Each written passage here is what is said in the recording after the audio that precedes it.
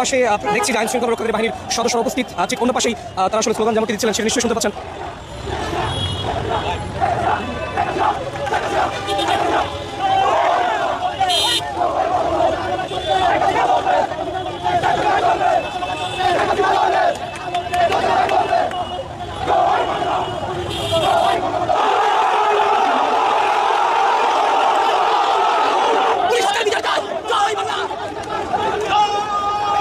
আমরা শুনছি যে চট্টগ্রামের যে জমি তোফানা ময়দান সেটি ইতিমধ্যেই জয় বাংলা স্লোগান আসলে একেবারে বলতে পারি যে যারা এসেছিলেন তারা যখনই আসলে তার যে তাকে যখন নিয়ে যাওয়া হচ্ছিল মোশাররফ হোসেনকে, ঠিক সেই মুহূর্তেই জয় বাংলা স্লোগান দিয়ে তারা তাকে আসলে বিদায় জানান। এবং এখনো পর্যন্ত দেখছি যে এক পাশে আইন শৃঙ্খলা রক্ষাকারী বাহিনী, ঠিক অন্য পাশেই জয় বাংলা স্লোগান এবং মুজিববাদী বিভিন্ন স্লোগান আসলে দেওয়া হচ্ছে, যেটি আমরা শুনতে পাচ্ছি নিশ্চয়ই।